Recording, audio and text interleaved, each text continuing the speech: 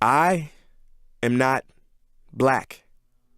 I mean, that's what the world calls me, but it's not me.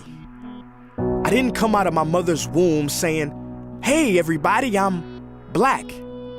No, I was taught to be black, and you were taught to call me that, along with whatever you call yourself. It's just a label. See, from birth, the world force feeds us these labels, and eventually we all swallow them. We digest and accept the labels, never ever doubting them. But there's one problem. Labels are not you, and labels are not me. Labels are just labels. But who we truly are is not skin deep. See, when I drive my car, no one would ever confuse the car for me. Well, when I drive my body, why do you confuse me for my body? It's my body. Get it? Not me. Let me break it down. See, our bodies are just cars that we operate and drive around.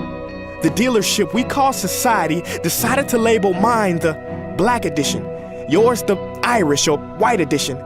And with no money down, 0% APR, and no test drive, we were forced to own these cars for the rest of our lives. Forgive me, but I fail to see the logic or pride in defining myself or judging another by the cars we drive. Because who we truly are is found inside.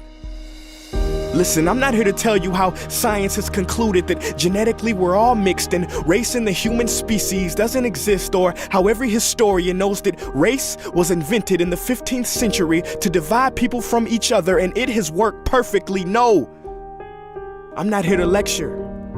I just want to ask one question.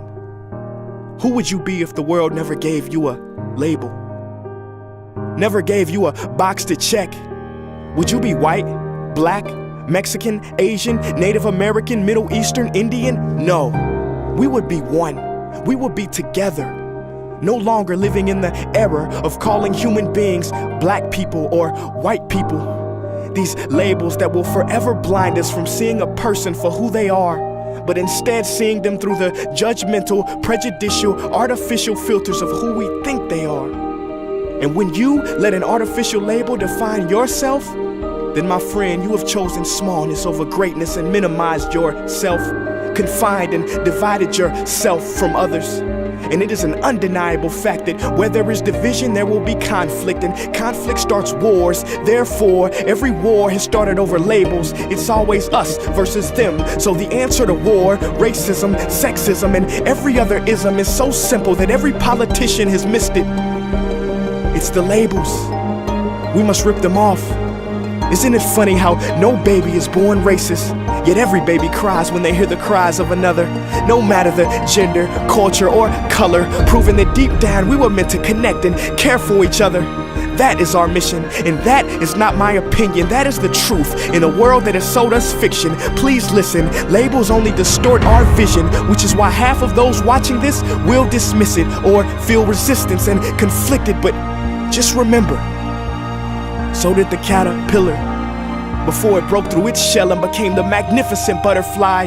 Well, these labels are our shells, and we must do the same thing so we can finally spread our wings. Human beings were not meant to be slapped with labels like groceries and supermarkets. DNA cannot be regulated by the FDA. We were meant to be free, and only until we remove them all and stop living and thinking so small will we be free to see ourselves and each other for who we truly are.